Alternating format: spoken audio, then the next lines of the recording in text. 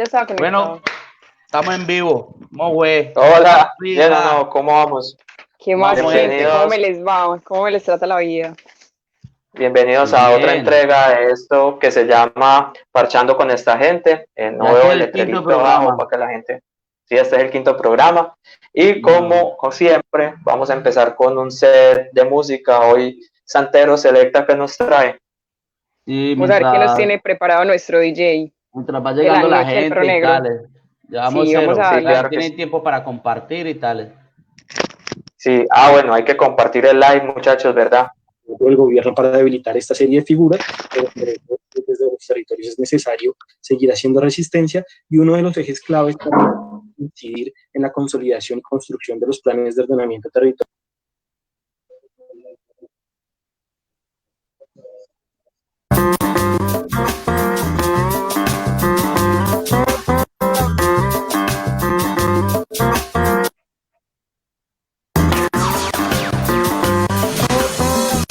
Lo siento, pero yo no quiero ser emperador. Ese no es mi oficio. No quiero gobernar ni conquistar a nadie, sino ayudar a todos si fuera posible, judíos y gentiles, blancos o negros. Tenemos que ayudarnos unos a otros. Los seres humanos somos así. Queremos hacer felices a los demás, no hacerlos desgraciados. No queremos odiar ni despreciar a nadie. En este mundo hay sitio para todos. La buena tierra es rica y puede alimentar a todos los seres. El camino de la vida puede ser libre y hermoso, pero lo hemos perdido.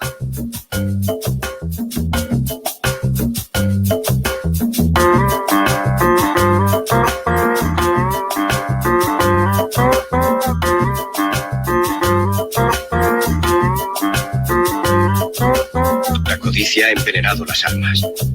Ha levantado barreras de odio. Nos ha empujado hacia la miseria y las matanzas. Hemos progresado muy deprisa, pero nos hemos encarcelado a nosotros. El maquinismo que crea abundancia nos deja en la necesidad. Nuestro conocimiento nos ha hecho cínicos, nuestra inteligencia duros y secos. Pensamos demasiado y sentimos muy poco. Más que máquinas, necesitamos humanidad. Más que inteligencia, tener bondad y dulzura. Sin estas cualidades, la vida será violenta. Se perderá todo. Los aviones y la radio nos hacen sentirnos más cercanos. La verdadera naturaleza de estos inventos exige bondad humana. Exige la hermandad universal que nos una a todos nosotros. Ahora mismo mi voz llega a millones de seres en todo el mundo. A millones de hombres desesperados, mujeres y niños, víctimas de un sistema que hace torturar a los hombres y encarcelar a gentes inocentes. A los que puedan oírme les digo, no desesperéis.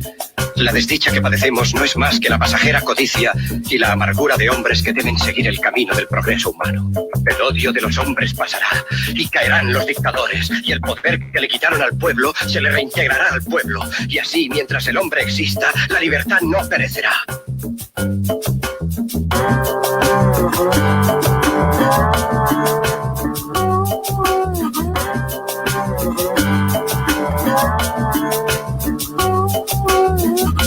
Soldados, no os rindáis a esos hombres, que en realidad os desprecian, os esclavizan, reglamentan vuestras vidas y os dicen lo que tenéis que hacer, que pensar y que sentir. Os barren el cerebro, os ceban, os tratan como a ganado y como a carne de cañón.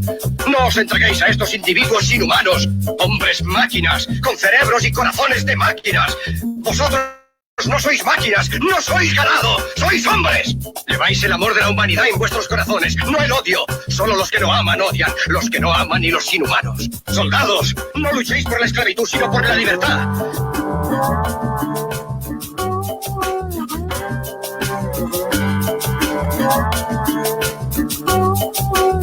En el capítulo 17 de San Lucas se lee: el reino de Dios está dentro del hombre, no de un hombre ni de un grupo de hombres, sino de todos los hombres, en vosotros. Vosotros, el pueblo, tenéis el poder de crear máquinas, el poder de crear felicidad. Vosotros, el pueblo, tenéis el poder de hacer esta vida libre y hermosa, de convertirla en una maravillosa aventura.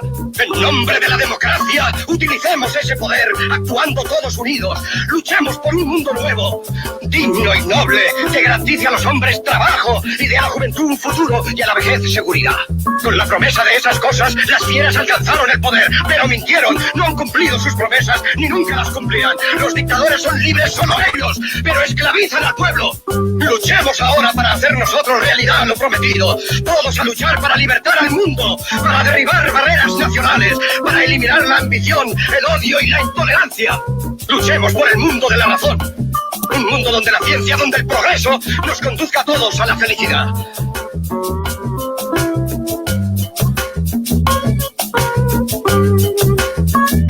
Soldados, en nombre de la democracia, debemos unirnos todos.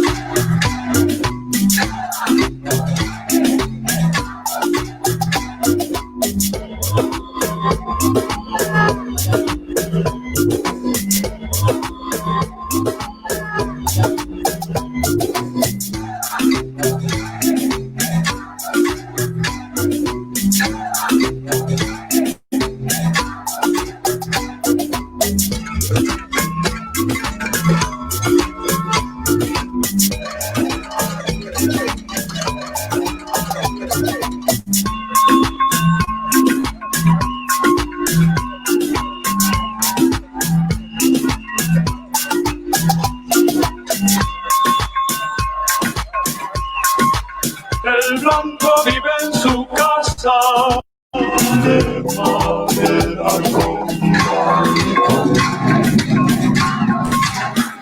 El negro es rancho de paja de un solo paredón.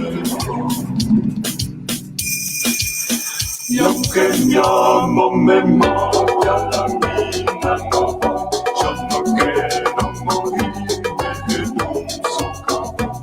Yo no quiero morirme en un socavón. Yo no quiero morirme en un socavón. Don Pedro es tu amo, él te compró, se cobran las cosas a los hombres no. Y aunque mi amo me mate a la mina, no, yo no quiero morirme en un socavón. Yo no quiero morirme en un socavón. Yo no quiero morirme en un socavón. En la mina tiene el oro al mundo del socavón.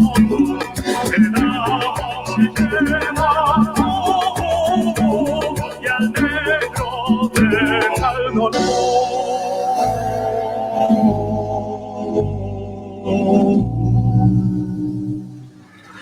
Y aunque mi amo me mate a la mina, mina no voy. Yo no quiero morirme en un socavón. Yo no quiero morirme en un socavón. Yo no quiero morirme en un socavón.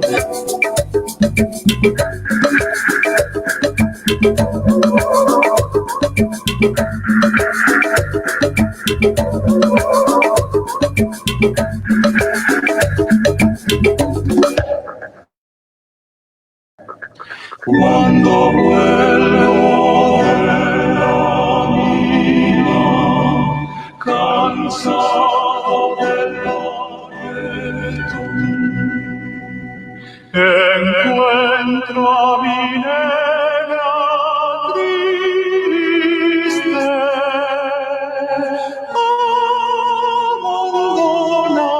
abandonada de Dios, y a mis negritos con hambre. Porque esto pregunto yo, y aunque mi amor me mate a la mina, no, yo no quiero morirme en un socavón. Yo no quiero morirme en un socavón. Yo no quiero morirme en un socavón. Donde nuestro amor te compró, se cobran las cosas, a los hombres no. Y aunque mi amor me mate a la mina, no, yo no quiero morirme en un socavón. Yo no quiero morirme en un socavón. Yo no quiero morirme en un socavón. En la mina brilla el oro al fondo del socavón. El amor se lleva todo y al negro deja el dolor.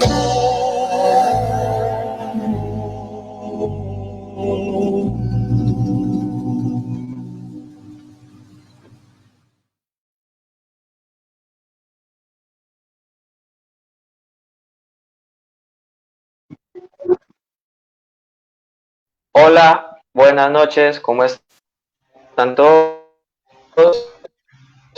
Bien, muy bien. Son las Hola, buenas 7 y noches 12 nuevamente. minutos.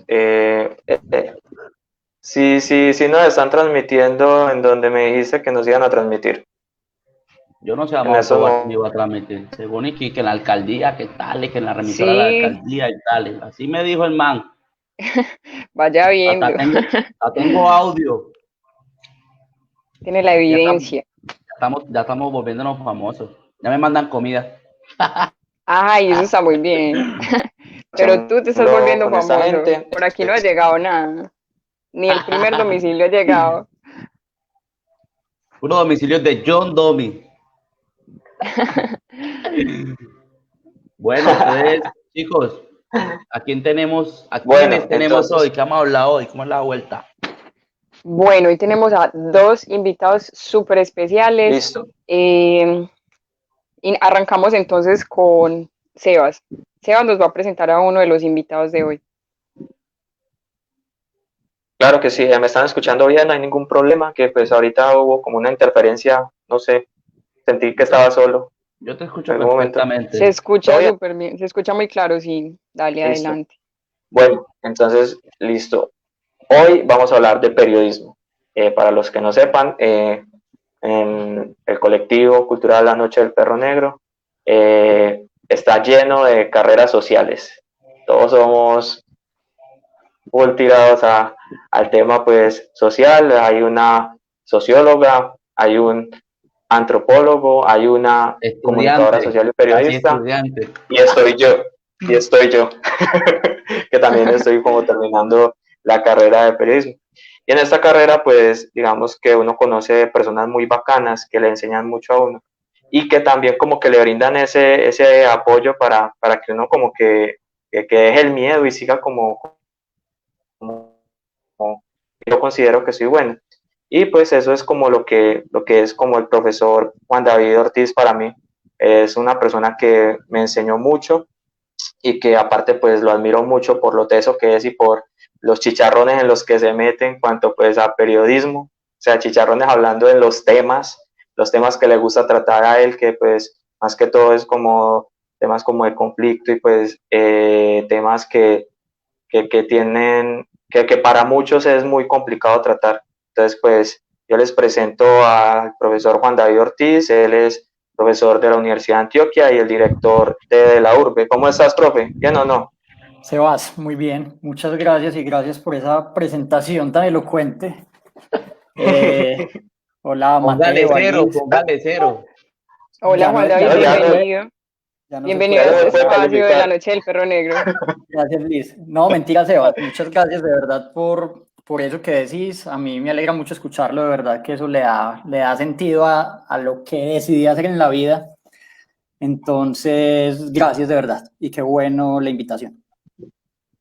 Listo, profe. Bueno, Liz. Entonces en este momento damos paso a la presentación de un colega, amigo, sociólogo de la Universidad de Antioquia también, de nuestra querida alma mater. Él es periodista empírico, es locutor de radio de la emisora Apartado Estéreo y además de eso, pues es un investigador social muy interesado en las dinámicas sociales y políticas de la subregión de Urabá. Entonces te damos la bienvenida, W, a este espacio. Hola, buenas noches para todos. Muchas gracias por la invitación y estamos ya dispuestos aquí con todos ustedes a dialogar de este tema tan apasionante y que nos interesa de seguro a muchas personas de las que están conectadas en estos momentos. Siempre pasa Claro algo que con sí. la radio, siempre pasa algo con la radio muy chistoso. Es que a veces la voz no va de acorde con el rostro de Papito Dios. Un abrazo. Mateo. Con todo el cariño del mundo, ¿cierto? Gran parte de mi adolescencia escuchando la voz de Apartado Estéreo y vea la vuelta.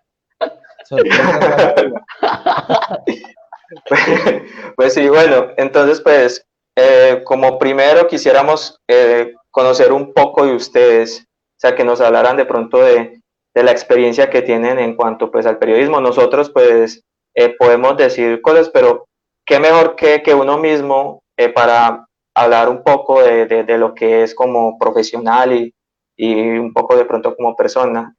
Podemos empezar con el profe Juan David. Contanos un poquito de tu trabajo. Y lo que... Peor, eso me parece la cosa más aterradora. Eso es lo más difícil de estas conversaciones, eso de presentarse. Cierto que sí. Horroroso. Es como cuando le piden a uno el perfil de la hoja de vida. Bueno, entonces, hermano, con preguntas sencillas. ¿Le gusta perrear? Porque esa parte me parece más fácil. No, mentiras, yo soy... No, voy a tratar de no alargarme mucho, pero sí les quiero decir una cosa, es que yo soy abogado frustrado. Eso fue para mí un asunto supremamente revelador, porque yo realmente salí del colegio a estudiar Derecho con la certeza de que lo que quería hacer en la vida era ser abogado, con una certeza además construida desde mucho tiempo atrás, cuando estaba muy chiquito en el colegio. Llegué a la Facultad de Derecho de la Universidad de Antioquia y me di cuenta que el tamaño de la certeza que tenía antes era del mismo tamaño de la equivocación que había cometido, y de ahí llegué a periodismo. Ahí sí voy a hacer un salto grande hasta la actualidad. Yo les digo eso porque creo que la certeza estaba mucho más en que quería estudiar en una universidad pública, en que quería estudiar en la Universidad de Antioquia y que quería estudiar una carrera del área de las ciencias sociales y humanas, y no tanto en que quería estudiar Derecho. Y eso yo creo que es muy importante porque sí termina determinando muchas cosas. De ahí entonces me fui a periodismo, soy periodista de la Universidad de Antioquia, casi que desde el momento en que me gradué de la universidad volví muy poco tiempo después, realmente casi apenas un año después de graduarme como profesor de cátedra. Ahí empecé a viajar a Urabá. A raíz de esa experiencia como profesor en la regionalización de la Universidad de Antioquia conocí a Sebastián. Y mientras era profesor de la universidad, digamos en la menor parte del tiempo de la actividad que tenía profesionalmente hablando, pues era periodista en medios de comunicación, y trabajé en El Colombiano, luego trabajé en Pacifista, que es un proyecto que aún existe, pero con un enfoque distinto, que por el momento en que yo estuve allá se dedicaba al cubrimiento de temas de conflicto armado y muy específicamente al cubrimiento del proceso de paz entre el gobierno de Juan Manuel Santos y las FARC. Yo tenía una responsabilidad distinta, si bien cubría temas relacionados con el proceso de paz, tenía una responsabilidad distinta en Pacifista que tenía que ver con cubrir a las autodefensas gaitanistas de Colombia y tratar de entender esa organización y hacer historia sobre esa organización. Yo creo que por eso la parte de la presentación que hacía Sebas ahorita, porque durante mucho tiempo cuando estuve allá y sobre todo cuando estuve viajando a Urabá, ese era el tema que me obsesionaba, pero después de que me fui de Pacifista, me fui en el 2016, poco antes del plebiscito de octubre de 2016, me metí de lleno en la Universidad de Antioquia ya como profesor ocasional. Eso significa pues que tenía una vinculación mayor con la universidad y no solamente los cursos. Y hace 2 años y medio ya dirijo el periódico de la URBE, de la Facultad de Comunicaciones de la Universidad de Antioquia, que tuvo 5 ediciones regionales, y entre esas 5 ediciones, pues, o más bien 5 ediciones regionales en Suroeste y en Urabá, 5 ediciones que quizá algunos de ustedes recuerdan porque se movieron allá en la región, y después de coordinar esas ediciones regionales llegué a la coordinación del periódico en Medellín.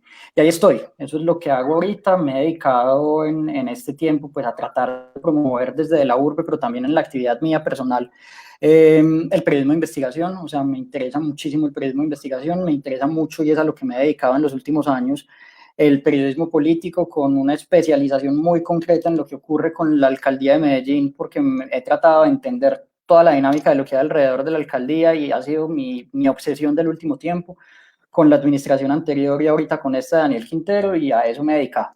Entonces, ese es un poquito como el resumen de la historia. Entonces, simplemente, como a nivel de formación, estudié en la universidad. Para mí la universidad pública es mi casa, es mi vida. Eso es yo creo que allá están mis apuestas, y más allá de las apuestas periodísticas, mis apuestas también como profe y como universitario, que yo creo que eso es una dimensión más amplia. Y en el camino hice una maestría en EAFIT. Ahí ratifiqué el valor que le doy a la universidad pública.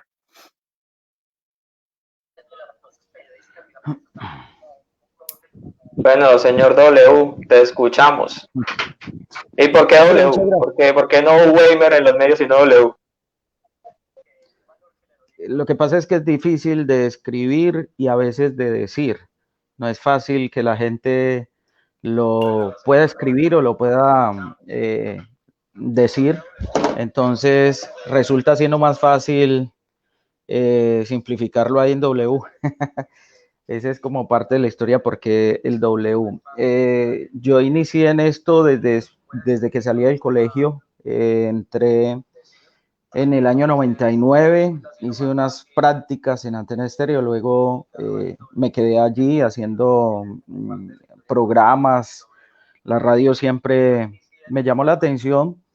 Luego de un tiempo de hacer unas prácticas, de ensayar, de gomosear, pues me dejaron hacer unos programas y finalmente terminé haciendo luego actividades periodísticas. He pasado por el periódico Urabá Hoy, creamos el periódico Urabá al Día en su momento.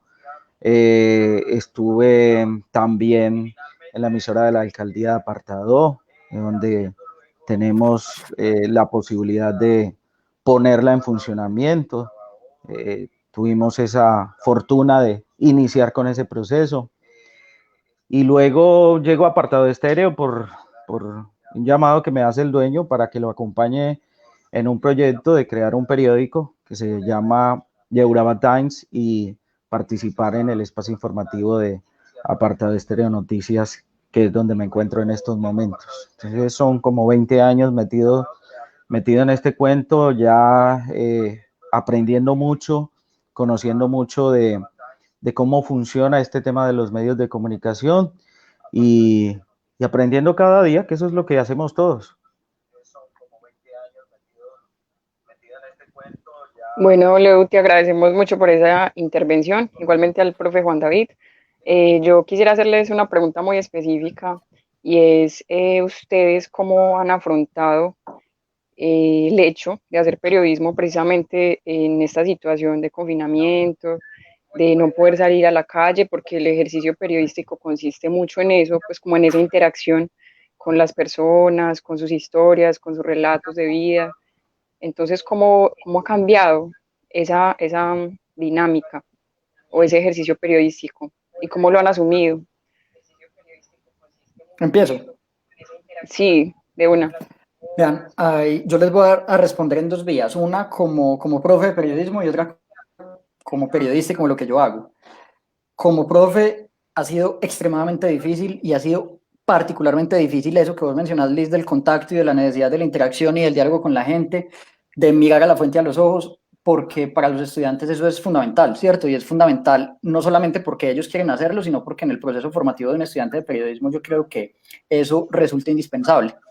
Sebas, que estuvo en clase conmigo, sabe bien que uno de los aspectos que yo más destacaba en clase tenía que ver con eso, ¿cierto? Con la necesidad de caminar, de recorrer, de establecer relaciones con la gente, y eso es muy difícil en este contexto. Además, porque es muy difícil, mucho más cuando existen apuestas de periodismo reposado, profundo, que sea capaz de meterse en asuntos que son sensibles para algunas personas, poder establecer relaciones de confianza a través de WhatsApp o a través de una videollamada. Eso por ese lado, pero por el otro, yo en el último tiempo me he dedicado a un periodismo que parte también de la comprensión de que la reportería no se agota, y eso a mí me parece que es clave, porque muchas veces pensamos que es así. Insisto, un periodismo que no se agota en la entrevista, ¿cierto? Que la reportería no se agota en la entrevista, que la reportería no puede limitarse exclusivamente a poner una grabadora o a dialogar con una persona. Y para eso la investigación documental, comprender como fuentes los documentos, comprender los recursos que existen en Internet, los recursos, por ejemplo, de transparencia y de acceso a la información que existen en Colombia y que le permiten a uno acceder a información de contratación pública, acceder a otro tipo de documentos relacionados con la conformación empresarial y societaria de empresas, es importantísimo, y en esta época eso pues no se ve trastocado, todo lo contrario. O sea, la posibilidad de acceder a esos recursos que están ahí, que siempre están ahí a disposición, pues yo siento que se ha fortalecido un poco con este tiempo de encierro. Es decir, uno tiene más tiempo para hacer ese tipo de reportería, entonces eso no se ha visto trastocado, y yo creo que al revés se ha visto beneficiado por este contexto. Yo lo dejaría ahí. Yo creo que por supuesto hay muchas cosas que cambian. Yo creo que no, de ninguna manera podemos celebrar una situación como esta, y pues lo que les planteaba sobre los estudiantes, yo creo que expone con claridad por qué no es chévere estar haciendo periodismo en circunstancias como estas, pero sí creo que hay otros tipos de periodismos posibles que no necesitan o que no pasan necesariamente por ese contacto, y que se pueden desarrollar muy bien en contextos como este que tenemos ahorita. La verdad es muy difícil, ya lo ha explicado muy bien el profe, la oportunidad de poder tener contacto con las personas, de poder identificar algunas cosas que uno por teléfono de pronto no puede darse cuenta, que a través de una videollamada no logra poder comprender bien los contextos, el espacio, todo eso hace parte de estos trabajos que ayudan a que uno pueda desarrollar una buena tarea. Pero bien, sobre eso hay que aprender a trabajar, hay que aprender y digamos que adaptarnos. La frase que está de moda de reinventarnos, pienso que aplica también para este ejercicio. Y en ello todos los que hacen el ejercicio periodístico, pues de alguna manera se dan las mañas o las formas, buscarle la comba al palo, como se dice, para poder acercarse a hacer un ejercicio que sea óptimo, que sea realmente justo para la gente y que permita de que podamos develar cosas. Y en tanto a las historias de la gente, esas historias de vida, realmente es muy complejo, muy difícil poder hacer ese trabajo. Vean, yo meto la cucharada ahí para una cosa, y es que nos hemos formado todos los periodistas empíricos o de academia, de facultad de comunicaciones, o que hemos aprendido a hacer periodismo en los medios o en la calle, con una serie de lugares comunes que a mí me parecen súper importantes. O sea, por más que sean lugares comunes, aún así me parecen importantes, y es, por ejemplo, la idea de que el periodista tiene que gastarse la suela de los zapatos, ¿cierto? Ese es uno de los lugares comunes frecuentes a propósito de cómo se ejerce el periodismo. Me parece importantísimo que los periodistas gasten suela de zapatos, ¿cierto? Pero eso no se puede convertir en un dogma. Y yo creo que muchas veces eso se ha vuelto un dogma que ha impedido entender otros periodismos posibles, que era lo que mencionaba hace un momentico. Entonces, por ejemplo, en mi formación en la universidad, obviamente con excepciones y obviamente aprecio un montón a muchos de mis profesores, pero eso se convirtió en un dogma que impedía, por ejemplo, que fuera comprensible, que en algún momento alguien hiciera una entrevista a través de un medio como WhatsApp, ¿cierto? Eso era inimaginable.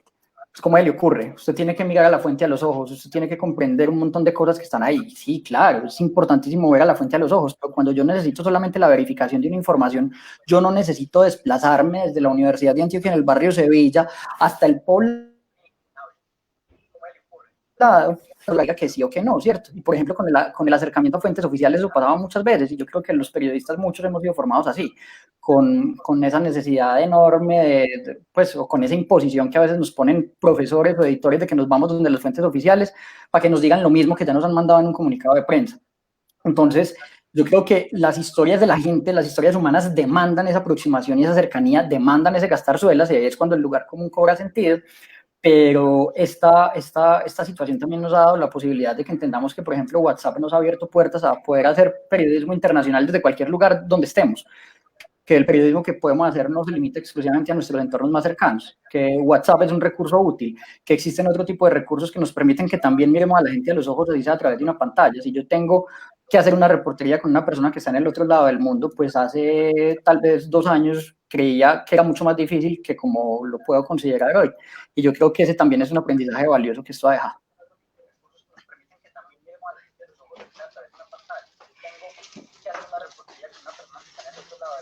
Bueno, mucha gente en medio de tanta información que le bombardean a uno cada rato. Por ejemplo, mi papá no cree en el coronavirus, entonces es una lucha constante con él, a que no entre. Dividimos la casa en dos, él vive en otra parte de la casa y yo vivo en esta parte de mi casa. Entonces es como que no entre a mi casa, no entra a mi parte, desinféctese, y él, no, eso es mentira, y va a trabajar todos los días. Pero ahorita ya no cree tanto porque ya conoce a alguien. Pero entonces surgen esas preguntas comunes que uno ve en redes sociales, como que, hey, pero eso lo puso el gobierno, ¿qué tal es? Entonces la pregunta va dirigida como a eso, yo la tenía escrita. ¿Sienten que el virus se ha usado como pantalla de humo para cubrir otros acontecimientos de interés para el país?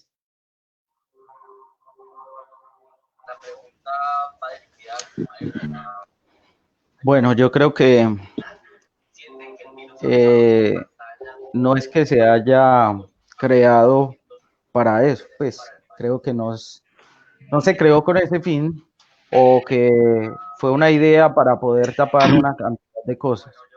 Que la hayan utilizado es muy posible, como ha ocurrido en otras oportunidades. Una guerra tapa otras informaciones que son necesarias que salgan a flote. Un escándalo X ha servido también para tapar otra cosa.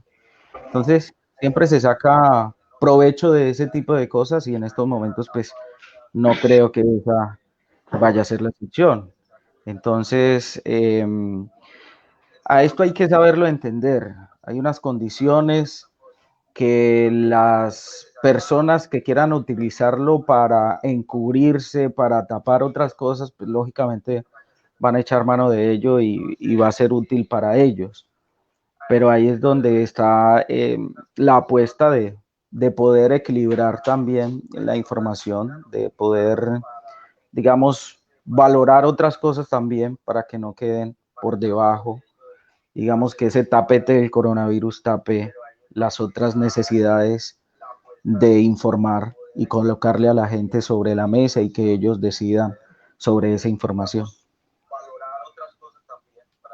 Pues yo creo que es cierto que, sobre todo en las primeras semanas de la llegada del virus a Colombia y en general de la pandemia, sí hubo una sobreexposición de información relacionada con este tema. O sea, había cantidad, si uno se devuelve a revisar los medios, noticieros de televisión, noticieros de radio, los medios impresos, los sitios web, creo que había una proporción gigantesca y muchísimo mayor de información relacionada con la pandemia que con otros temas.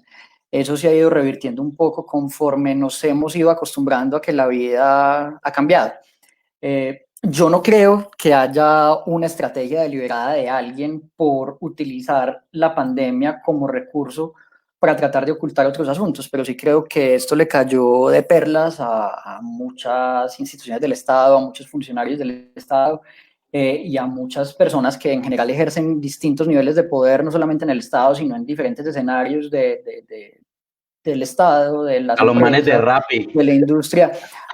Exacto, sí, porque es que ahí también ahí está, pues, pero aunque parezca un chiste, no lo es tanto. Pues yo creo que también le cayó de perlas a ciertos sectores de la economía y eso es útil para promover algunos intereses. Yo no creo que haya estrategias de ocultamiento basadas en esto, pero sí siento que, por ejemplo, las discusiones que estamos dando en Medellín a propósito del coronavirus han ocultado otras discusiones que se tendrían que haber dado de mucha mejor forma, porque además, pues sí ha aparecido, y yo creo que ahí sí, o sea, repito, no creo que haya una estrategia mayúscula deliberada para tratar de imponer este tema por encima de muchos otros como un asunto general, pero sí creo que hay situaciones particulares en que lo han hecho. Entonces, a veces ocurre que gobernantes lo que hacen es referirse a este tema para decir que todos deberíamos estar de acuerdo, ¿cierto? Que no se les puede cuestionar por ciertos temas, y eso ha pasado aquí en Medellín, concretamente con la alcaldía de Medellín. Por ejemplo, la idea de todos tenemos que jalar para el mismo lado y en ese momento todos deberíamos ser aliados en función de que este virus no acabe con más gente de la que está acabando, a mí me parece que es una idea supremamente censuradora, ¿cierto? Entonces el periodismo no puede investigar otros temas porque todos tenemos que estar de acuerdo con que la prioridad en este momento es el virus. Y sí, entendemos, es lógico que la prioridad sea el virus, pero eso no significa que no podamos poner la mirada en otras cosas. Entonces, sí siento que hay que coger el asunto con pinzas, o sea, que no es tan sencillo como lo que pasa con el papá de Mateo, pues de negar la existencia de la pandemia y decir, no, aquí no está pasando nada. Luego tenemos que seguir con la vida normal porque aquí lo que hay es una estrategia para ocultar cosas o armar teorías de la conspiración, no sé. Pero sí creo que en paralelo con eso tiene que haber una lectura muy crítica de a quién le resulta útil que una cosa como estas pase, no porque le impongan, no porque su intención sea que solamente se hable de eso, pero sí porque de alguna manera le resulta útil, o sea, hay ganadores y perdedores y creo que así suena muy raro, en medio de una pandemia también hay gente que gana. Por ejemplo, los manes de Zoom. ¿Quién conocía a Zoom antes? Nadie. Nadie lo conocía. Y a usted tampoco, Mateo. Se está aprovechando de Bueno, ya me mandan, ya me está tirando. Como le tiré al príncipe, me quiere tirar. No, esto realmente es permitido de que mucha gente pueda dar a conocer muchos conceptos, porque este ejercicio que está haciendo lo hacen muchas personas que le llega a muchas en el mundo entero a través de las redes, y eso permite que ampliemos también, digamos, la posibilidad de esos conceptos, de la gente, por ejemplo, de la provincia, de la gente que está en la ciudad oculta, que no se ve en los grandes medios de comunicación, pero que estas plataformas lo permiten y que efectivamente pues lleguen a conocerse este tipo de discusiones. Entonces, digamos que en medio de todo esto también ha evolucionado unas posibilidades, nos ha despertado esas capacidades que tenemos de utilizar estas redes para este tipo de cosas, distinto a lo que se venía haciendo antes. Mire que antes de la pandemia esto no era moda, ahora se está convirtiendo en el hit para todo tipo de tema. Y antes de la pandemia esta herramienta estaba, esto existía y ahora es que empezamos a utilizarla de esta forma. Entonces también digamos que ha permitido de que despertemos otro tipo de cosas, de que utilicemos las herramientas para estas discusiones que se dan, que tengan otro tipo de alcances. Entonces, creo que de ello también hemos aprendido y esta es una experiencia que nos deja este tema del coronavirus. Claro que sí, pues en estos momentos, como lo estaban diciendo ustedes, pues hay una reinvención en estos temas en cuanto pues a las tecnologías y pues digamos que también se han creado muchos medios, o sea, ya la información no solamente se centra en los canales pues privados grandes, sino que pues hay otros tipos de medios que están haciendo información.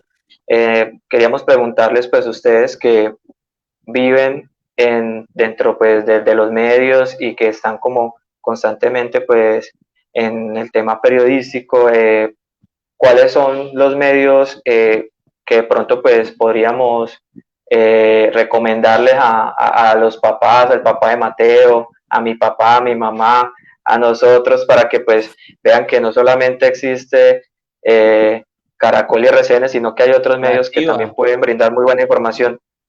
Ah, bueno, y tampoco, y la Chiva. Y el Heraldo. Y el Heraldo de Urabá. Y el que hubo. Sí, sí. Bueno. No, vean, pues a mí eso me parece muy difícil, esa me parece una pregunta muy difícil, pero yo respondo con mis rutinas de información, Sebas, es como la forma más fácil de responderlo. Yo todos los días, y si miro las ventanas o las pestañas frecuentes o los sitios frecuentes que consulto desde el celular, estoy metido en medios tradicionales, porque creo que los medios tradicionales siguen siendo supremamente útiles para la noticia inmediata. Y afortunadamente eso es así, o sea, afortunadamente existen medios que van a la carrera y que están publicando noticias todo el tiempo, porque uno tiene que tomar decisiones con base en esa información inmediata. Así, para mucha gente, yo creo que para mucha gente muy purista, los medios de comunicación tradicionales son una cosa muy, muy horrible, ¿cierto? Entonces, creo muy importante ver esos medios tradicionales, y lo hago, pues, la rutina, como les decía, es ver El Tiempo, El Colombiano, El Espectador, y encontrarme ahí con información rápida y oportuna sobre ciertos asuntos. Creo que hay otro tipo de, bueno, y además yo escucho radio por montones. También me gusta la radio informativa más tradicional, o sea, me la paso entre Caracol Radio, la W, muy eventualmente otras emisoras, pues, pero eso hace parte de mis rutinas de la mañana, es como la banda sonora de mi casa, eso siempre está sonando en mi casa, y para mí eso es necesario, o sea, yo necesito escuchar eso, porque así es como tengo cosas para opinar, para decir, e incluso para criticar de lo que pasa en esos mismos medios, ¿cierto? Porque creo que no hay nada peor que la crítica desinformada, o sea, no hay nada peor que bolearle mierda a RCN sin ver RCN, o sea, creo que eso también se nos ha vuelto deportes. O sea, hablamos pésimo de los medios tradicionales, pero no los conocemos, no sabemos qué pasa adentro, pero ni siquiera somos sus oyentes, sus televidentes o sus lectores. Claro. Y yo creo que en esos medios finalmente sí hay unos procedimientos, en algunos casos, otras veces no, rigurosos, de trámite de la información en temas como estos, ¿cierto? No va a ser El Tiempo, no va a ser Caracol Radio el medio que te publique una historia que está basada en la teoría de la conspiración que alguien se inventó en alguna parte, mientras que en otro tipo de medios eso sí puede pasar. Ahora bien, para otro tipo de historias que no son la breaking news, que no son la noticia inmediata, que no es el asunto del día a día, de la urbe, pues hay otros recursos. Sí, o sea, pero por ejemplo, de la urbe, y esto es un asunto que yo creo que ya se puede decir públicamente, pues nos dieron una noticia recientemente, y es que de la urbe acaba de pasar a ser parte de una alianza de medios que yo valoro profundamente y que me parece importantísimo que haya surgido, que se llama la Liga contra el Silencio. Somos parte de la Liga contra el Silencio desde hace una semanita y media, pues ya estamos en las últimas gestiones ahí, concretando ya la aceptación de los estatutos y demás, pero ahí entre los medios de la Liga hay un montón de gente haciendo unas cosas importantísimas. 070 de la Universidad de los Andes, por ejemplo, ha tratado unos temas fundamentales no solamente en relación con la pandemia, sino que sobre todo es una apuesta por el enfoque y por una mirada distinta a lo que todo el mundo está diciendo. O sea, vos te encontrás los enfoques de 070 y te voltean la torta, si sea el mismo tema que te estás encontrando en otros medios de comunicación. Y eso es solo un ejemplo, ¿cierto? Para mí La Silla Vacía sigue siendo un medio fundamental para entender las movidas del poder y las movidas de la política en Colombia. Creo que la forma como han cubierto la pandemia es importantísima. Yo destaco particularmente entre los medios tradicionales la forma como El Espectador lo ha hecho. Creo que hay además apuestas de opinión muy juiciosas en El Espectador, incluyendo la decisión de tener a Fernando Vallejo y después sacarlo, que creo que eso es un asunto muy interesante. Si no vieron ese debate, vale la pena que lo busquen, porque ahí yo creo que hubo una experiencia muy valiosa. Entonces, yo creo que vale la pena, en este caso, así suene a un viejito, reivindicar el lugar de los medios tradicionales en el cubrimiento de situaciones como estas.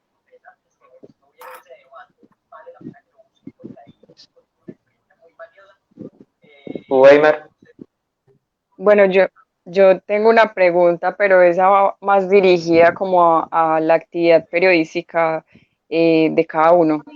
Y es que siento que hay como una idea generalizada de cómo debe ser el quehacer periodístico, es decir, que el periodista debe ser imparcial, debe ser objetivo, pero entonces, ¿dónde queda su postura política, por ejemplo? ¿O dónde queda como ese sentido crítico de la persona que está dando a conocer un hecho? O sea, ¿ustedes qué percepciones tienen como periodistas frente a esa idea que se tiene sobre cómo hacer periodismo? Weimar, empieza vos. Sí, listo. Yo pienso, hombre, que ese es un debate interno, es una lucha entre el periodista y ese ser humano que tiene unas posiciones, que tiene unas formas de vida, que terminan siendo su postura política. Entonces, en el ejercicio se encuentran. Es como el debate de el señor que ocupa el espacio público y la norma que obliga al alcalde a decirle, vea, tiene que mantener el espacio público libre para que la gente lo disfrute. Pero aún siendo espacio público, pues termina siendo útil para todos. Pero entonces cuando yo monto un negocio, yo hago uso del espacio público, pero se convierte también en un problema para los otros. Un debate bastante amplio, complejo, porque eso requiere precisamente de valorar condiciones particulares. Y pienso que en ese sentido, lo mismo ocurre en oportunidades con el periodista. Tratar de acercarse a la verdad es un ejercicio que amerita en ocasiones luchar contra su misma postura política, contra sus mismos ideales políticos. No es fácil, tiene que tratar de abordar esto con mucho cuidado y pienso que todo el mundo ha vivido ese momento de luchar contra sí mismo, en la búsqueda precisamente de acercarse a contar la verdad, porque es su verdad o la verdad de algunos contadas a través de usted, que riñe incluso con usted mismo en oportunidades, pero que otros la valoran quizás no como su verdad, es decir, a partir de lo que yo digo, ellos pueden decir, no, está equivocado, o a través de lo que se está diciendo, no, eso no es la verdad. Entonces es un debate siempre permanente, constante. Weimar, vos te has negado de pronto a pasar una noticia porque no estás de acuerdo con ella. Me he negado. Sí, o sea, como que te pasan algo, una noticia, no sé, algún hecho, puede ser incluso un public reportaje o algo que tengas que hablar de otra persona, pero digas no, pues eso va en contra de lo que pienso y en contra de mi moral. Y contra mi vida. Exacto. Mateo pegó donde era. Creo que uno se autocensura porque también se pone en riesgo uno. Entonces, el decir la verdad también te cuesta. Y entonces, si te cuesta decir la verdad una vez y ya, entonces el periodista deja de existir y esa verdad quedó allí expuesta. Algunos la valoran como que es realmente la verdad, otros dirán, vea, se metió con el que no era, y termina entonces uno fusilado y esa verdad simplemente quedó medio expuesta en el aire y deja de ser el periodista, pasa la historia y punto. Entonces ahí es donde yo digo que se riñe también el acercarse a la verdad con las posturas políticas, con las consideraciones también de quien está ejerciendo esto, que es a veces muy riesgoso y que lo convierte pues realmente en un debate personal. Yo sé que a veces a uno en la academia le dicen es que hay que hacer el ejercicio por la apuesta a contar la verdad, que esa verdad amerita de que usted también tome ese riesgo, pero uno tiene que valorar, porque no es solamente la vida suya, quizás de la vida suya dependen otras personas, depende de su familia, la tranquilidad de otros. Y ahí es donde usted empieza a ponderar, a valorar.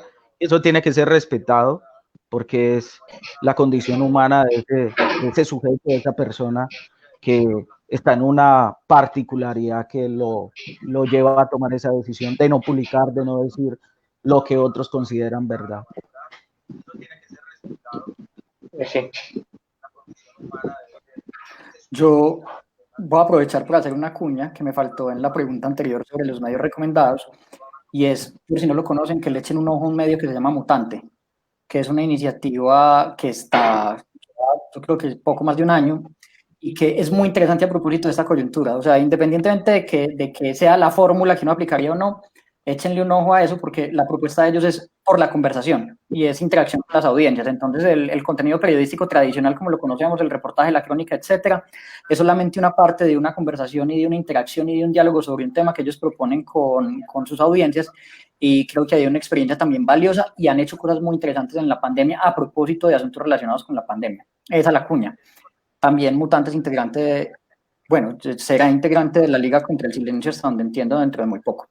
Pero a propósito de la pregunta de Liz, yo creo que lo que dice Weimar es fundamental. Vea que sí es difícil, por eso es mejor decirle W, ¿sí ve? Pero yo creo que lo que W dice es fundamental por una razón, y es porque sí, las respuestas sobre esto también están muy signadas por los lugares comunes, ¿cierto? Y hay una posición de privilegio desde la que yo aquí en Medellín, en que me enfrento a unos riesgos completamente distintos a los que se enfrenta un periodista en Urabá o en el Bajo Cauca o en el Catatumbo o en Tumaco, pues no me enfrento, ¿cierto? O sea, son diferentes los niveles de riesgo, son diferentes las implicaciones de contar ciertas cosas.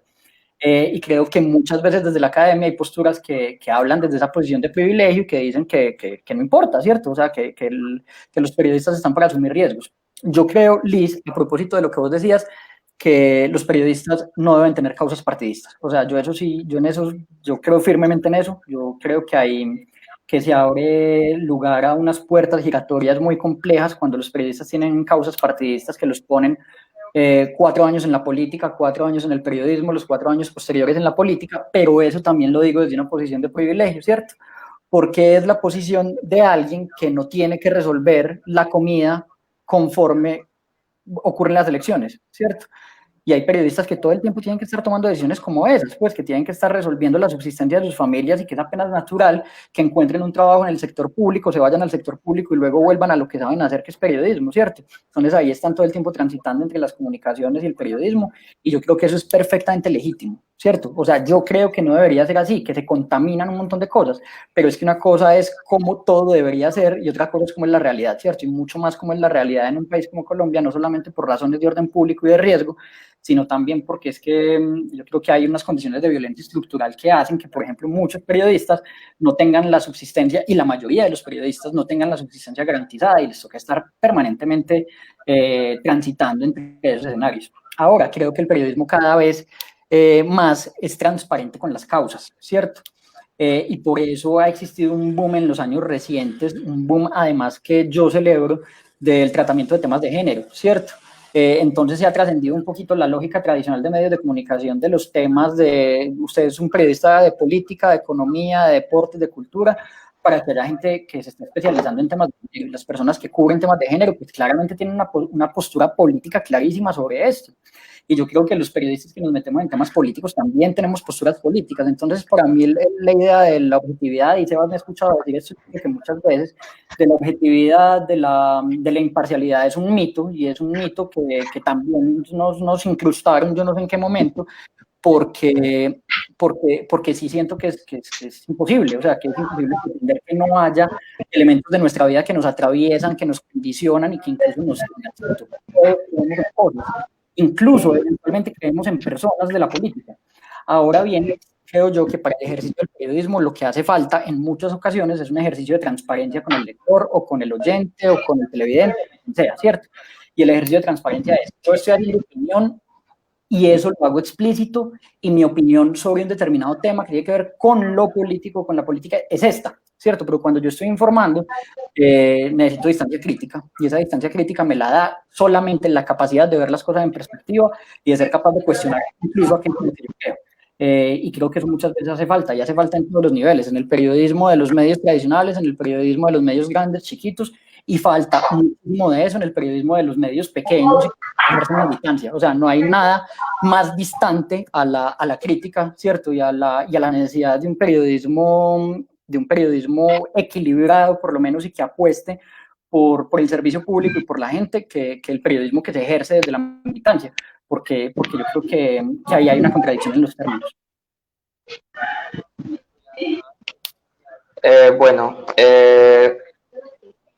También pues queríamos preguntarles a ustedes pues, yo la escribí así, va a ser charro como la voy a leer y pues vamos a ver.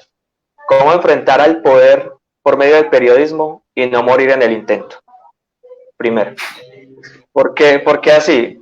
Porque muchas veces pues de Juan David pues he visto que ha estado pues en varios medios de comunicación hablando de un artículo que hizo sobre lo de la bodega, y ahora pues con lo del alcalde de ahora también pues me imagino que ha estado también un poco pues ahí metido con ese tema de la alcaldía. Es como seguir haciendo... Sobrevolando la alcaldía, haciendo el chiste Sí. de helicóptero y tal. No, escuché, cuénteme. Que el profesor Juan David ha estado sobrevolando la alcaldía. Así como el helicóptero del alcalde. Era un chiste malito. Sí, entonces pues digamos que tanto pues allá en el contexto de Juan David con el tema de la alcaldía y acá pues con el contexto que se vive en Urabá, que pues es un poco de silencio, porque pues la verdad es que aquí sí se tiene que hacer un poquito de silencio y pues buscar de pronto otras alternativas, y si se va a hablar de un tema tiene que ser como por los laditos. ¿Cómo aguantar? Exactamente. ¿Cómo enfrentar esa presión? ¿Cómo ustedes hacen para enfrentar como esa presión de que les digan, hey, eso no lo pueden publicar, pero ustedes lo publican y saben que se les viene, quién sabe, medio mundo encima? Y sabe que no se les viene el COVID-19 sino la K-47. No, y no solamente eso, sino además el lío de la pauta, por ejemplo. O sea, en los medios que viven de la pauta, eso es un asunto que está ahí atravesado todo el tiempo. O sea, claro, usted se enfrenta a veces al riesgo físico, pero pues el riesgo de que publicar una historia para algunos periodistas en algunos medios termine afectando la subsistencia no solamente suya, sino del medio de comunicación en su conjunto, es una realidad evidente. Y eso en las poblaciones más pequeñas es muchísimo peor. Claro que en las ciudades grandes también hay medios que viven de la pauta y además de unas chichiguas de la pauta oficial, y uno pues claro, desde la universidad es muy fácil decirle a ese medio chiquito, a usted cómo se le ocurre no hablar de este tema, de las acusaciones que hay en contra de determinado personaje. Sí, lo que pasa es que de esa pauta, de esa institución oficial, depende toda mi familia, ¿cierto? Bueno, lo que pasa es que decirlo desde la universidad es muy fácil, ¿cierto? Decirlo desde un medio de comunicación como el que yo dirijo, desde el lugar que yo tengo, es muy sencillo, pues porque a mí la universidad me paga el sueldo y porque de la urbe no depende la pauta, ¿cierto? Y porque además yo no estoy en la esquina de una persona que trabaja para una determinada organización que puede representar riesgo físico. Entonces yo creo que pues, o sea, para responder a tu pregunta, Sebas, yo sinceramente creo que es muy distinto el periodismo que se hace en algunos municipios del país al periodismo que se hace en las ciudades capitales, empezando por la visibilidad que tienen los periodistas de ciudades capitales que se meten con la administración pública, con los intereses comerciales, empresariales, políticos. Esa visibilidad facilita que se construyan los entornos de protección. Por ponerles un ejemplo concreto, hace 2 semanas hubo una serie de publicaciones que varios periodistas sacamos sobre, en principio, algunas periodistas mujeres sobre unas denuncias de acoso sexual que se habían hecho sobre el alcalde de Medellín.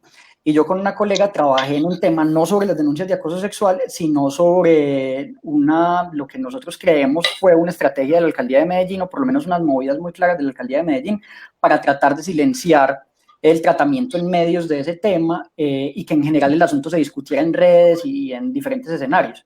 Después de eso, a 2 de las periodistas que habían investigado el tema y a mí, se nos metieron a las cuentas de Twitter. Y nosotros, con eso, que es un asunto menor, o sea, que de mi seguridad se vio afectada porque a mí me metan a la cuenta de Twitter, nada, eso es un problema absolutamente nimio, ¿cierto? Pero, pues, en comparación con otros, o sea, no está bien que se le metan a uno a la cuenta de Twitter, eso no debería pasar de ninguna manera, y menos que dé la casualidad de que tres de los periodistas que estábamos trabajando en eso coincidamos en que se nos meten a las cuentas. Pero a raíz de eso, la FLIP estaba construyendo un comunicado sobre lo que para ellos es unas expresiones de censura de la alcaldía de Medellín sobre ese tema o en relación con ese tema, e incluyeron la situación de esa violación de la seguridad de las cuentas de Twitter nuestras en un comunicado. Pues eso nos hacía a nosotros el trabajo mucho más cómodo, ¿cierto? Hay un montón de entornos de protección que nos facilitan hacerlo, pero hay otros periodistas que se están metiendo con asuntos mucho más duros, que se están metiendo con asuntos mucho más problemáticos, y por acá nos damos cuenta jamás. Entonces, sí creo que los mecanismos de supervivencia están, Sebas, como para tratar de cerrar, o mecanismos de supervivencia, me refiero a esa parte de tu pregunta de cómo no morir en el intento, están en la capacidad de ser capaz de comprender el contexto, que es lo fundamental, ¿cierto? De comprender dónde estamos parados, cuál es el lugar que ocupamos. 1, 2, ser capaz de medir el riesgo. Yo creo que la capacidad de medir el riesgo es un asunto que solamente se va calculando con la experiencia y con el tiempo. Y tercero, crear espacios de protección y fórmulas de protección que le permitan a los periodistas poder actuar de la manera más responsable posible, no solamente con su vida, sino con la de sus fuentes y además con la de su entorno. Esos mecanismos pasan, por ejemplo, vea, yo no puedo contar esta historia porque si yo cuento esta historia, a mí me levantan, sea porque me quitan la pauta, o sea porque me amenazan, o sea porque me dicen que me tengo que ir de la región, ¿cierto? Pero yo, utilizando, digamos, relaciones de confianza, le puedo contar la historia a alguien para que la haga desde un entorno más seguro, ¿cierto? Y de esa manera lo que estoy haciendo es ofreciéndole la posibilidad a la gente de que conozca un asunto que es de interés público y que creo que se tiene que revelar, pero al mismo tiempo estoy garantizando mi supervivencia y mi seguridad. Estrategias como la Liga contra el Silencio apuesta un poco en ese sentido. En la Liga contra el Silencio no se firma, ¿cierto? Las historias son desarrolladas por periodistas que existen, por supuesto, pero las firmas no se publican con la intención de que los periodistas puedan tener la protección de además estar siendo publicados en varios medios a la vez. Y eso blinda desde el punto de vista jurídico, porque si llega una demanda, pues va a ser contra una cantidad de medios y no contra uno solo, no va a ser contra un periodista, sino contra una alianza que además es apoyada por la Fundación para la Libertad de Prensa, pero al mismo tiempo hace que no pueda haber señalamientos concretos contra una persona en particular. Entonces, creo que es encontrar estrategias que permitan trabajar con seguridad, pero creo que ahí también hay que trascender el lugar común de decir, ¿cómo se le ocurre esconder esa historia? Venga, estoy resolviendo mi vida, ¿cierto? Estoy resolviendo mi supervivencia. Sí, es muy complejo el tema y creo que ese chaleco antibalas del que habla en estos momentos Sebas, que es no morir en el intento, debe ser esa estrategia de cómo en colectivo se puedan trabajar esos temas sin que sea uno el que ponga el pecho y que finalmente sea el que termine siendo señalado, en el peor de los casos, pues ejecutado. Creo que la forma ha funcionado, ya lo ha explicado el profe, ha funcionado y de ello también se tiene que aprender en las regiones. Lo que pasa es que aquí viene otro interrogante, ¿de qué vive el que hace eso? ¿Cuáles son sus ingresos? ¿De qué forma él vive? Y ese siempre ha sido el reto, ese siempre ha sido el gran problema. Esa persona que está haciendo ese trabajo, que coloca el pecho por los demás, ¿de qué vive? Es muy complejo realmente el tema, es muy difícil. Creo que los periodistas en toda parte, en la ciudad y en las regiones, porque esto no es exclusivo de las regiones, en la ciudad también, tienen ese riesgo, y la forma de poder salvaguardarse, de cuidarse, es en ese asocio que hacen con otros y que a través de una firma que finalmente no los visibiliza, no los pone como individuos, puede protegerse. Pero entonces está el resolver lo otro. Entonces yo me dedico a hacer otro ejercicio, otra profesión, a la par con el periodismo. Vivo de la otra, que es la que me genera los ingresos, pero hago esto por pasión, porque me gusta, porque creo que es lo que se tiene que hacer, pero entonces haciendo las dos se le va a alcanzar el tiempo, si va realmente a cumplir bien su tarea. Ahí es donde está el tema, lo complejo. Quienes trabajan para medios, quienes trabajamos para medios, sabemos que esto es, siempre el periodismo se ha utilizado como una forma de generar también dinero. Y eso ha ocurrido siempre, siempre ha sido así. Entonces, es un tema que uno tiene que ponderar en las dos esquinas, el ejercicio, hacerlo como debe ser, versus el cómo se va a sostener usted económicamente. Entonces de eso se saca provecho y en algunas oportunidades por esa condición es que no terminan haciéndose los trabajos periodísticos como mucha gente quisiera. Contar la verdad, esa verdad que quiere que cuente, pero que él no es capaz de salir a apoyar y a decir, listo, yo lo respaldo a usted, porque hay gente que quiere utilizar al periodista para sacar ganancia de eso. Otros quieren sacar ganancia de ese ejercicio que haga el periodista, pero cuando ese necesita el apoyo, no aparece, no hay forma de cómo respaldarlo. Esa es la realidad.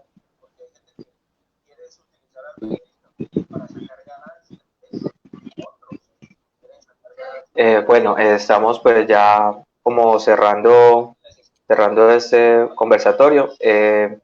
Yo quería decir que pues ya escuchándolos pues a ustedes dos y escuchando pues lo que decía Juan David, pues entiendo un poco cómo, por qué más bien medios internacionales son los que sacan más que todo cosas que tienen que ver sobre Urabá, porque pues digamos que uno dice, a veces dice uno, pues en cuanto pues a toda la historia de Urabá, ¿por qué no se cuenta desde adentro? Y pues digamos que hay mucha razón en eso, pues creo que lo primero es preservar la vida. No vuelvo a criticar a la Chiva. No, volver a criticar a la Chiva. No. A Urabá sí, pero a la Chiva no.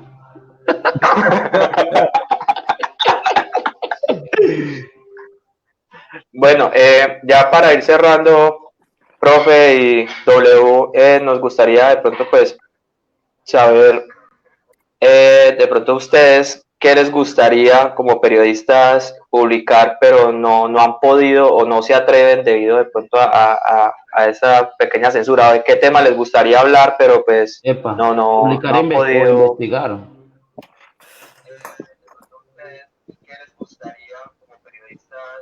No, pues si quieren empiezo, no, hay muchas historias que uno no, ojalá uno pudiera hacer todas las historias que le ocurren y todo aquello de lo que le hablan. Las dos primeras que se vengan a la cabeza.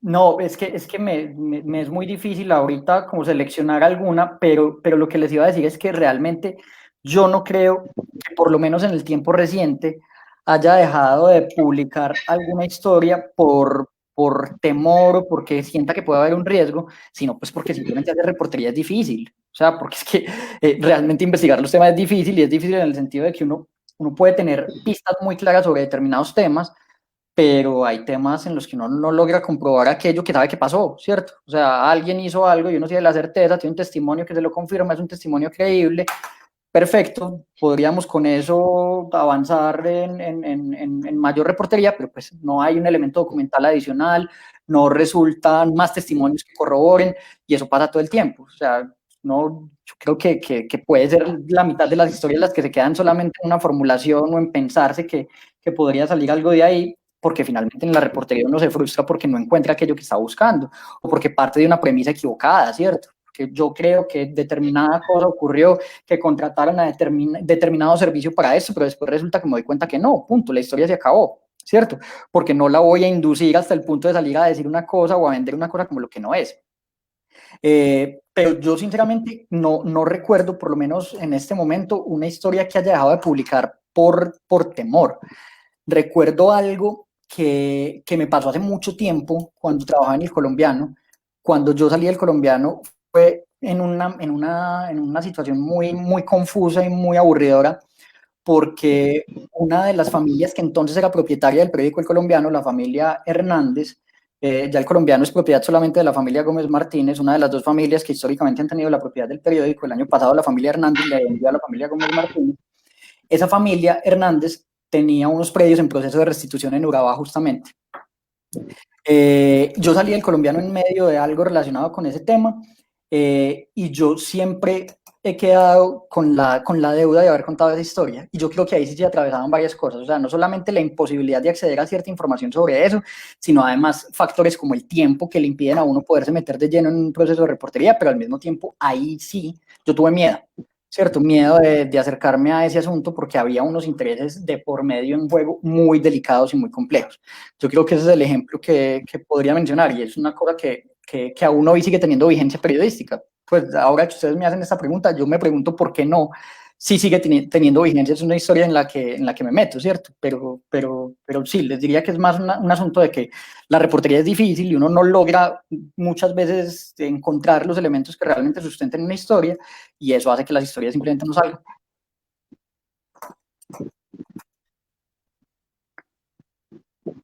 Weimar, ¿tienes el micrófono apagado? Sí. Ya, Ahora sí. ya. ¿Está bien? Sí, total. La verdad, sí, como dice el profe, hay unos temas de los que usted no logra trabajar porque es difícil el ejercicio en el campo, porque usted no puede acceder a una fuente X para poder completar el ejercicio. Y otros que tienen que ver netamente con el riesgo. El riesgo que usted tiene siempre que ponderar. Usted siempre tiene que ver eso qué riesgo le puede representar a usted. Entonces, desde allí, desde usted analizar ese tema, toma la decisión mejor de no trabajarlo, de no abordarlo. Entonces, creo que eso le ha pasado a la mayoría de quienes hacen reportería, porque, pues, vuelvo y reitero, es mejor que usted siga haciendo periodismo, que tenga la oportunidad de seguir haciendo el ejercicio, que hacer esa última nota. Bueno, con esos temas con esos temas que hay por debajo de la mesa, Weimar, se podría escribir un libro, ¿cierto? Los temas que no se pueden tocar aquí abajo. Y de varios tomos. Y uno podría escribir ese libro y colocar allí otro nombre, cualquiera, Mateo, por ejemplo. Ya, yo con eso.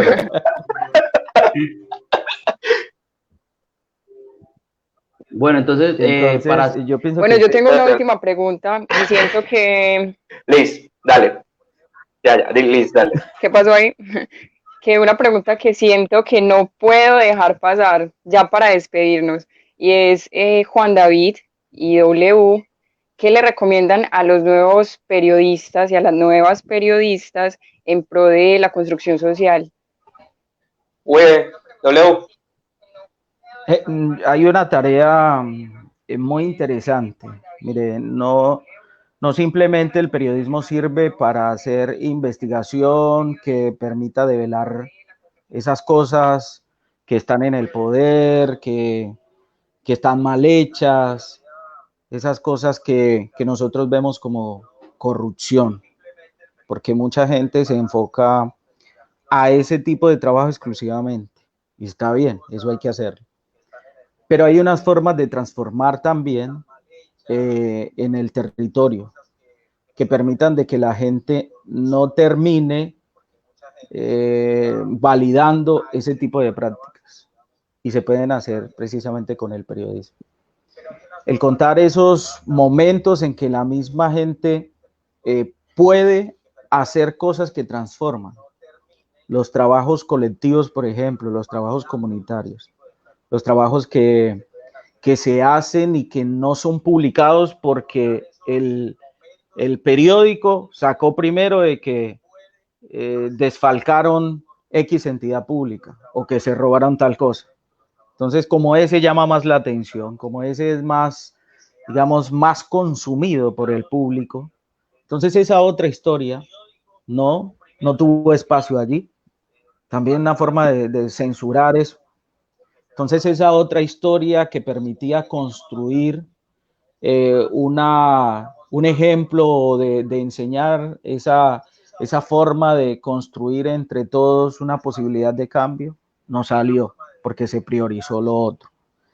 Creo que ese ejercicio que se puede hacer desde el periodismo de también dar a conocer ese tipo de historias de construcción colectiva, de cómo la gente puede ir también haciendo lo contrario a lo que una minoría hace, que es quizás matar, robar, hacerle daño a los otros, también ameritan que sean publicados y que tengan también esa difusión, sino que a nosotros nos encanta es mostrar precisamente esos temas que le llaman calientes. Esa es la bomba, esa es la portada, ese es el titular que se merece hoy este periódico, hoy esta emisión del noticiero o lo que voy a publicar en redes sociales.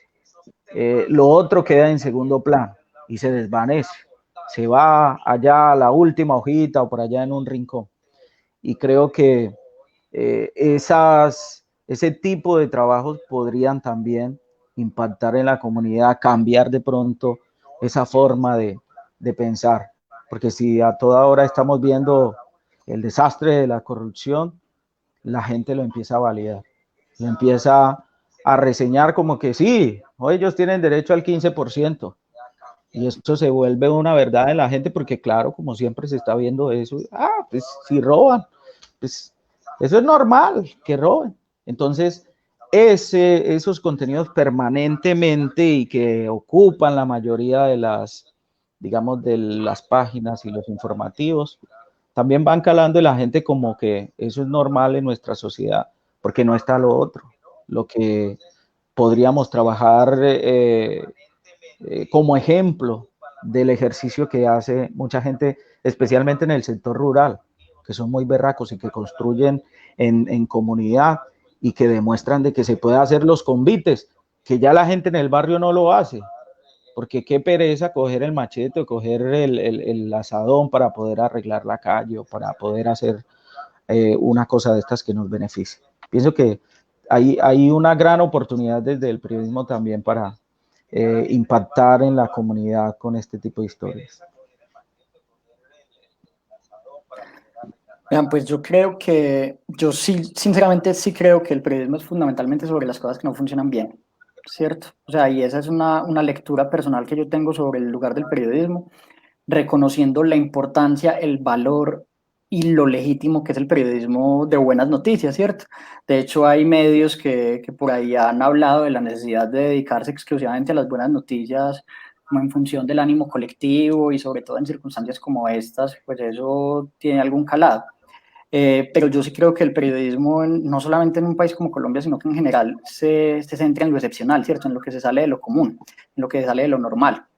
Y yo, a diferencia de lo que W planteaba en relación con los temas de corrupción y de administración pública y estos asuntos que no funcionan bien, creo fundamental seguir publicando y seguir investigando esos temas, ¿cierto? Creo que puede plantearse un equilibrio sano y necesario entre esas historias de la gente del común que está haciendo cosas importantísimas y que son valiosas y que también se salen de lo común porque no pasan todo el tiempo o porque pasan todo el tiempo pero las invisibilizamos. Y no tienen lugar en los medios, pero al mismo tiempo sí creo que es necesaria esa portada, esa bomba, esa chiva, ese tema duro y contundente que le está contando a la gente esas cosas que no están funcionando bien, ¿cierto? Que no están funcionando bien por la decisión de alguien con poder. Y yo por eso es que creo fundamentalmente que el periodismo de investigación se hace a propósito del poder y que en general el periodismo que necesitamos es un periodismo que investigue el poder en todos sus niveles, el poder legal, ilegal, el poder armado, el poder político, el poder económico. Y a propósito de eso que mencionaba W, de lo de la naturalización, yo recuerdo, qué pena esta pregunta, me van a matar. Liz, ¿cuántos años tiene? El poder en todos sus niveles, el poder legal, ilegal, el poder armado, Ay, lo siento, el micrófono no quería aprender. Tengo 22, voy para 23. Y Mateo. Eso no se pregunta. Tengo 25, yo tengo 25. Listo, vean, yo crecí, o sea, los medios de comunicación en mi casa, cuando yo estaba muy chiquito, eran medios de comunicación que todo el tiempo publicaban historias relacionadas con conflicto armado, ¿cierto? Y yo creo que esta generación, yo voy a cumplir 30 ahorita dentro de unos días, yo creo que esta generación fue una generación a la que le tocó esa transición de encontrarse los medios de todos los días publicando las historias de las masacres guerrilleras y paramilitares, de los ataques a los oleoductos, de los ataques a la infraestructura, como paisaje, ¿cierto? Y veíamos eso como paisaje en los medios. Era normal que en un ataque de la guerrilla, una estación de policía en un pueblo X, que un ataque de esa naturaleza dejara X cantidad de muertos. Y era tan normal que dejaba de ser noticia, ¿cierto? O sea, era un asunto cotidiano. Lo veíamos todo el tiempo con total normalidad. Y yo creo que una de las cosas interesantes que dejó el proceso de paz es que yo recuerdo mucho un episodio, fue una violación del cese al fuego que hizo las FARC en un coliseo en un municipio del Cauca. Había unos soldados durmiendo, estaban ahí acostados y las FARC violaron el cese al fuego, atacaron ese coliseo durante el proceso de paz y mataron a esos soldados. Y eso fue una noticia que tuvo un impacto impresionante y para mí eso fue supremamente importante porque yo ahí creo que me di cuenta de que estábamos en una transición, ¿cierto? De que nos estábamos dando cuenta que eso, que hasta antes de iniciar el proceso de paz había sido paisaje, ya empezaba a dolernos nuevamente como nos tenía que doler. Yo creo que el problema no está en que se haya publicado mucho sobre conflicto armado. O sea, no puede ser que una masacre deje de ser noticia, sino que el problema radica fundamentalmente en que colectivamente y como sociedad hemos naturalizado o naturalizamos en los años 90 que las FARC secuestraran gente y los paramilitares llegaran a una población y masacraran a un grupo de personas con el argumento de que eran auxiliadores de la guerrilla. Y esa naturalización a mí me parece profundamente problemática, pero yo creo que la solución a eso no es dejar de publicarlo o es publicarlo menos o darle menos importancia que la que realmente tiene. Para responder a lo de que creo que podría pasar con los periodistas en formación y con la gente que se interesa por este oficio, pues yo siento que es dejar de creerse el cuento de que esto es útil per se, ¿cierto? O sea, hay como una visión muy automática, nos metemos a hacer periodismo porque creemos que esto le sirve a la gente y nunca nos preguntamos si efectivamente le sirve a la gente y para qué le sirve. Y repetimos eso como dogma, ¿cierto? Y se nos vuelve consigna y se vuelve un asunto disciplinar y sacamos banderas y decimos que es que el periodismo es importantísimo y muy útil y nunca nos hemos preguntado por qué y para qué, ¿cierto? Porque difícilmente no nos ponemos del lado de las audiencias para ver si eso efectivamente le sirve, ¿cierto? O sea, efectivamente le sirve a las audiencias de un medio de comunicación en Urabá saber si el alcalde de X municipio de los 11 municipios de Urabá se robó una plata o no. Pues nosotros podemos creer que sí, pero nos hemos preguntado si realmente eso es una información útil para la gente, ¿cierto? Y yo creo que sí, o sea, yo realmente creo que sí, pero creo que hay que también analizar eso con distancia crítica porque muchas veces terminamos leyéndonos entre nosotros mismos, ¿cierto? Periodistas haciendo periodismo para periodistas o periodistas haciendo periodismo exclusivamente para un grupo de personas que son los que están alrededor de un tema, pero eso a la gente no le dice nada, no la toca, o sea, no hay como una capacidad real de tocar a la gente en su cotidianidad, de demostrarle por qué eso que acaba de pasar con ese acto de corrupción en su municipio lo toca en su cotidianidad, ¿cierto? Y yo creo que ahí también se construyen transformaciones que son importantes. Entonces yo plantearía eso, o sea, la necesidad de que reevaluemos esa idea de que esto es útil como por unción divina y que nos preguntemos realmente cuál es el servicio que esto está ofreciendo, mucho más en una época en que hay tanta gente haciendo periodismo y que lo hace con recursos tan sencillos, tan baratos y tan rápidos como redes, ¿cierto? Y que hay una sobreexposición a la información. Entonces, ante esa sobreexposición, yo creo que tenemos que, sí, la reivindicación disciplinar es muy válida, pero tiene que ser una reivindicación disciplinar que pase necesariamente por pensarnos para qué servimos, ¿cierto? Y ese pensarnos para qué servimos es ponerse también del lado de las audiencias. Si la conclusión de todo eso es que lo que sirve es hacer galerías sobre gaticos que generan mucho tráfico en internet o hacer galerías sobre así es la pobreza de esa población del departamento del Magdalena, donde ocurrió la tragedia de esta semana, pues esa sería una conclusión muy dolorosa, pero entonces lo que tendremos que hacer es repensarnos esta profesión y pensarnos si efectivamente sí sirve para lo que queremos que sirva. Bueno, pues yo creo que ya es hora como de agradecerle a nuestros invitados. Vamos en hora y media. Le dijimos al profe que era una horita y No, vea. no pasa nada, no pasa nada. Apasionante, Bueno, es pero no. apasionante el tema. Sebas, y Es para muy bueno, sí. finalizar, yo quiero Suéltalo. comentarle a los muchachos que quieren meterse en este cuento. Miren, mucha gente entra a la universidad es porque necesita un trabajo, necesita plata. Muchos dicen, no, yo quiero estudiar eso porque se gana no sé cuánto. Yo quiero estudiar esto porque ahí se gana bueno. Entonces, si usted va a estudiar esto, que realmente le gusta, no pensando en que usted se va a hacer mucho dinero. Empezando porque aquí no es que se gane mucho dinero. Y este ejercicio tiene una cantidad de riesgos. Entonces, eso también tiene que pensar para que lo tenga en cuenta cuando le toque hacerlo después de que salga de la universidad, o si ya lo está haciendo, pues se está dando cuenta de los riesgos que tiene, y si entra a la universidad, pues es como a poder pulir toda esa cantidad de cosas que está haciendo en el camino y que le está dando una gran enseñanza, una gran experiencia. Entonces, Claro que sí. tener en cuenta todos esos detalles y que estudiar lo hagan realmente para que ustedes tengan conocimiento de algo. No lo piensen simplemente por el tema económico, que es fundamental, pero que lo hagan pensando en que allí se aprende mucha cosa y eso le sirve a uno. No sea simplemente por el tema económico. Vale.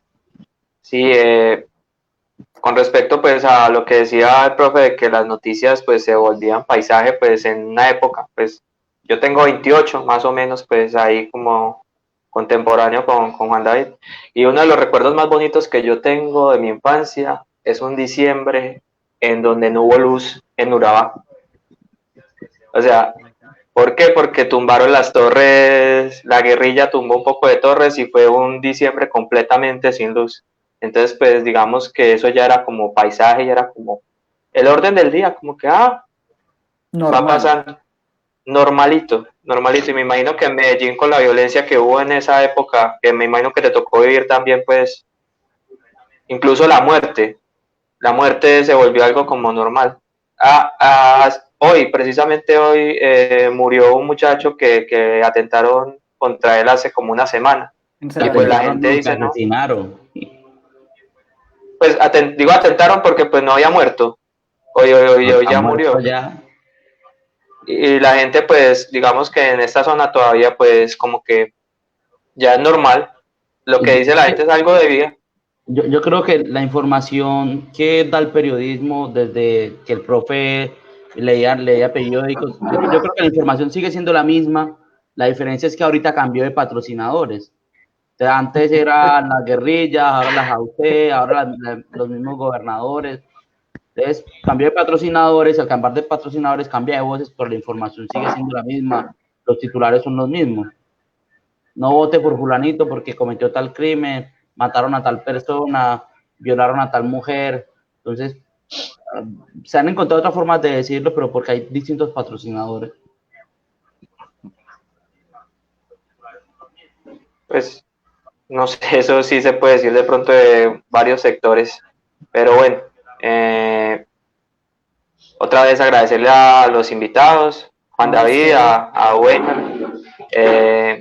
Este es un espacio que ya venimos haciéndolo hace 5 semanas y pues digamos que una de las cosas más bonitas que nos ha traído el coronavirus, aparte pues de comer todo el día y engordar en la casa, pues ha sido como esto, de estar como al pendiente de eso. Y nada, pues agradecerle a ustedes por haber aceptado la invitación, ha sido una charla muy bacana y pues esto aparte de que va a estar aquí en la página de La Noche del Perro Negro, que los que nos estén viendo síganos, va a estar también en nuestro canal de YouTube para que también nos sigan. Y nada, esto pues ha sido muy chévere. Muchísimas gracias, muchachos. Y espero que el profe pueda ir a hacer la vuelta que tiene que hacer. Sí, yo creo que sí. Mateo Sebas, Liz, gracias. De verdad que muchas gracias y cuando quieran. seguimos hablando. Listo, profe. Muchas Listo. gracias, Nos profe. vemos, muchísimas gracias. Chao, nos vemos. Muchas gracias a ustedes. Hola, Bueno, espere, bueno. Liz. No te vayas. Cálmate. No se fue. La frenamos. Si quiere ir rápido. La otra vez, ¿verdad? Bueno, entonces queremos dar dos Ustedes noticias. ya comieron. Pero es que ustedes comieron ahí yo- mientras teníamos la transmisión. Yo no he No, pues comido. es algo cortico. Yo ponía al profesor grande y a güey Están más grande siendo para que muy ella pudiera injustos comer. conmigo. Yo sabía.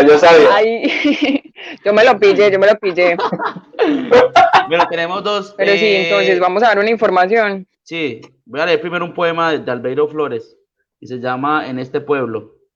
En este pueblo triste, donde nada se ve y nada se sabe, solo se oye el murmullo desamparado de la sangre, la intimidad del hombre, la dulzura del fruto, la furia sedienta, todo puede encerrarse en una gota de silencio. Albeiro Flores. Listo, entonces, Vale. era para informar que vamos a ampliar por motivos técnicos y porque no están queriendo participar, barro eso. Vamos a ampliar el concurso regional de cuento y poesía, ya que unos compañeros quieren participar, pero no han podido tener acceso a internet. Unos compañeros de zonas rurales. Entonces vamos a ampliarlo. Sebas, ¿hasta qué fecha vamos a ampliarlo? Hasta el 31 ¿Para de cuándo julio. cerraría? 31 Cerraría de el julio. 31 de julio. Pues, dale, Sí, era. Mateo. Era eso. Algo más. Sí, que vamos a Solo cerrar. eso. El concurso va hasta el 31 de julio. Listo, ¿no? Y también puedes avisarle a la gente que tenemos un evento el 18, se llama Tropicalia, en el cual pues vamos a estar varios artistas de la región, va a ser transmitido en vivo por la revista Uraba Premium y pues queríamos como ir cerrando y ya pues no sé si vamos a poner la canción o ya cerramos ahí pues. Bueno, ahora sí, chao, se cuidan. Listo, pues se La me buena cuidan, paz. muchachos. Nos vemos. Dale. Tu tiempo era trascendente y bello. Se preguntan qué llevabas en tu pecho, tan callado, tan serio, tan verdadero, cuando parecías no existir para la vida. Esos libros los perturban, los asedian. ¿Por qué los nombras tan oscuros? ¿Por qué no figuran como héroes? Cuando saben que viviste entre ellos, tal vez se preguntan, ¿por qué no lo matamos cuando aún no era conocido? ¿Por qué? Tal vez digan, ¿qué hace tu miseria, tu tristeza como símbolo de un pueblo? Nunca es tarde para hablar de ellos, para recordarles que tú eras el para revivir algo que la relación siempre ha tenido a la vida.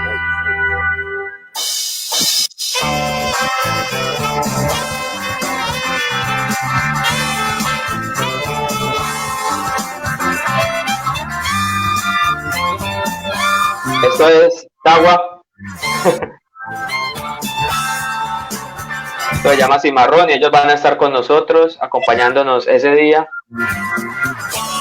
en la segunda versión de Tropicalia con esta gente. Con eso nos queremos despedir de ustedes. Las ardientes de la noche, cuidado te pueden alcanzar. Perdido en la maraña espesa de la selva, recuerda a su aldea natal. Cimarrón, no tengas miedo, por tu libertad. Un piano de la selva sonando a lo lejos, de pronto se oye un boca cantar. El rastro de su sangre se pierde en la maleza, se escuchan gritos de libertad. Cimarrón, ya no estás solo, corre hacia tu libertad.